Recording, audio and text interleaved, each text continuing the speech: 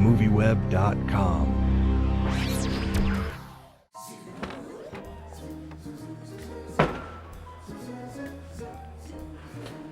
Hey, I'm Jamie Philbrook with MovieWeb.com. We're here in San Francisco at Pixar Studios talking to some of the cast and crew of the new film, Toy Story 3. Andy's going to college. Can you believe it? What are you going to do with these old toys? Okay, calm down, guys. Let's just keep this in perspective.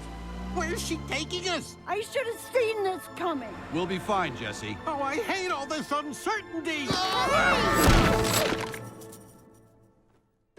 New toys! Buzz Lightyear, at your service. Welcome to Sunnyside, folks. You'll find being donated was the best thing that ever happened to you. Oh, may I? Ooh! Who's Velocistar 237? Oh, that's just a dinosaur toy down the street. That's nothing. Let me just take care of that. Just a dinosaur. Ken, we got guests. So, who's ready for Ken's dream tour? Let's show our new friends where they'll be staying. Folks, if you want to step right this way.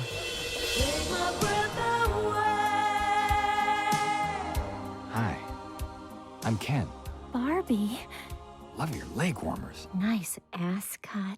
So actually, I wanted to begin by asking you, Yes. Jodi, you know, from Little Mermaid to Barbie, I Yes. mean, you're every girl's dream characters that you get to play. Well, how was it sort of stepping into this role? Scary because of it being this doll that's been around for 50 years. A lot of pressure. So the first day of work was like, what do I do? What do I do? But between John Lasseter and Lee and Darla, you're in good hands. They know exactly what they want to do. So they made it so easy for me just to walk in. And I just got her physical image out of my mind completely and just tried to get into the story. What's happening? Just tell me what's going on. And Lee just played all the characters and just made it so easy for me. And John, you're coming into this, the third film. You know this character, you know this group of people. So when you first read the script and they brought it to you, and what did you think about the story and where they were going to go with this film? Didn't give it a thought. They just called and said, Toy Story 3 is coming up, and you know, what do you want to do, the 10 o'clock session, you want to do the 2 o'clock session? I said, okay, 10 o'clock. And I showed up, and there were the scripts, and then we just went to work. So I really didn't give that any thought. Yeah, why question? What are you going to question? Yeah. Because you know that their standard is so high, and they're never going to back off from that standard. So you feel safe. It's like flying with the Blue Angels. Well, they are the best of the best, so never question it. Mr. Lotso, do toys here get played with every day? All day long, 5 days a week. But what happens when the kids grow up? Well, now I'll tell you. When the kids get old, new ones come in. When they get old, new ones replace them. You'll never be outgrown or neglected, never abandoned or forgotten. No owners means no heartbreak. It's a miracle. And you wanted us to stay at Andy. In this film, it seems like there's a little love triangle going on with you and Buzz and Yeah, and I think Woody. perhaps. I mean, it's all in the best of Pixar way, very innocent and complicated and fun and good. And I personally, I've never talked to Lee about it actually, but I sort of see Woody as like more brother. Okay. That's what I'm thinking. Yeah. And of course, Buzz is Buzz with his Spanish mode to boot. Well, and Timothy, going from James Bond and all these other great characters that you played in your career to Mr. Pricklepants, how does that feel to come into this? It felt world? wonderful. I mean, it feels really nice. And the nicest thing that can happen as an actor is to be offered something where there's it's just something wonderfully unique in a role, you know? And so to be offered the part of a little hedgehog who wears lederhosen with those suspenders, you think, gotta do it. And you bring a very theatrical, I mean, he's a very almost Shakespearean. Well, he loves that. It's only Shakespeare in the movie. There's a bit tag of Shakespeare at the end, isn't there? That's how he sees himself as an actor and an actor manager, and he takes himself far too seriously. But it's sweet. It's sort of romantic, and I idealistic. Yeah, and I love that it's a girl toy, you know, that he's part of her imaginative world, you know, and that girls love to do that, like do stories and, you know, that's just such a, you know, the drama of the interaction. It's great. Hey, hello, hi, excuse me. Shh. Can you tell me where I am? Shh. The guy's just asking a question. Well, excuse me. I'm trying to stay in character. My name's Buttercup. You've met Baron von Schuss. Hello, I'm Trixie. Guys, look, I don't know where I am. We're either in a cafe in Paris or a coffee shop in New Jersey. I'm pretty sure I just came back from the doctor with life-changing news. We do a lot of improv here. Just stay loose, have fun, you'll be fine. No. How does it feel for you to join this wonderful world of characters? I'm thrilled. It's a pleasure. It's thrilling. It's a real gift to be part of the film. As a comedian, did it take any, you know, since you don't have an audience to sort of, you know, get that instant reaction from when you're doing the voice. So was that like an adjustment that you sort of had to make?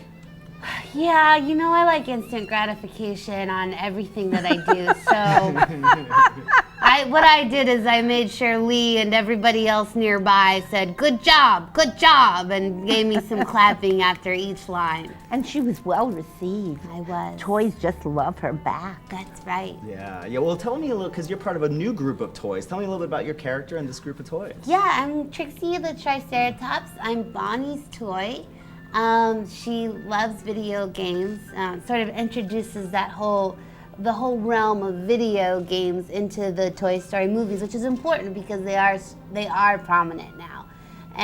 But she enjoys to play them.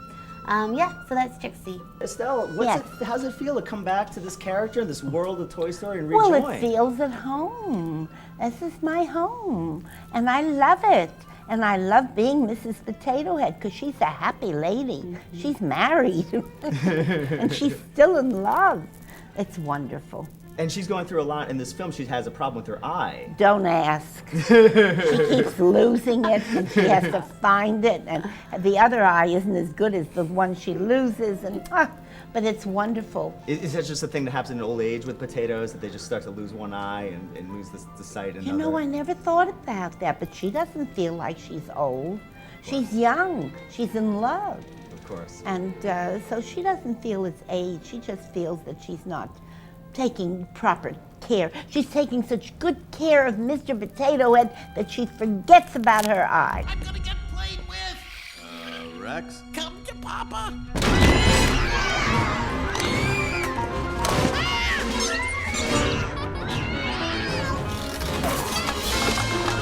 I want to begin by asking you both if you could talk about some of the challenges of Toy Story 3, of creating this new chapter, of creating the story for the third film. Sure. Well, I think the biggest challenge was making a good movie, because we didn't want to be seen as the ones who made the cruddy sequel to Toy Story. So that was the biggest challenge. Every producer and director here at Pixar wears the world on their shoulders, because it's frightening to think of trying to top the last film that just came out.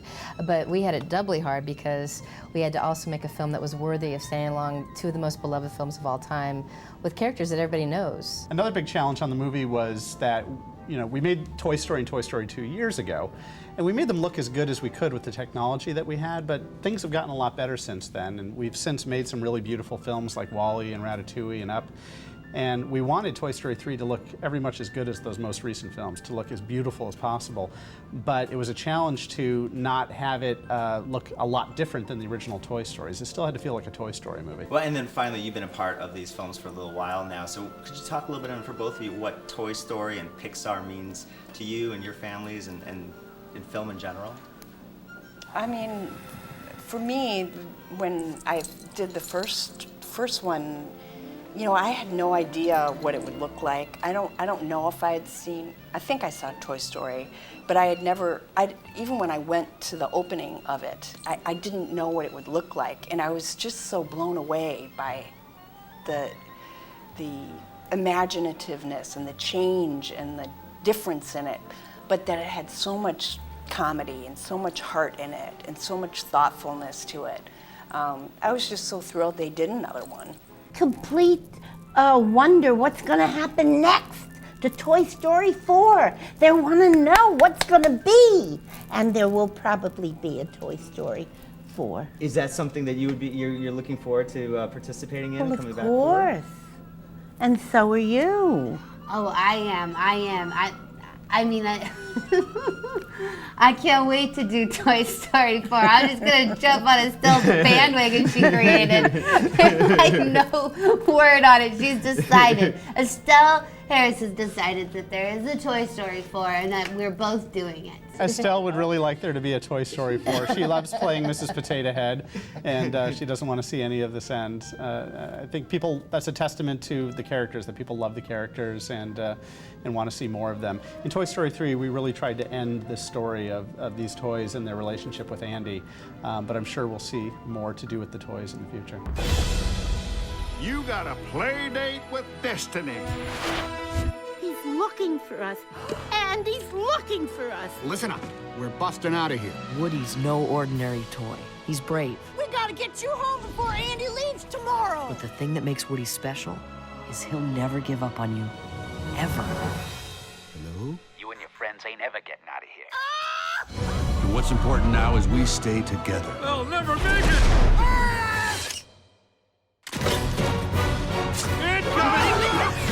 Where's Potato Head? You would not believe what I've been through tonight.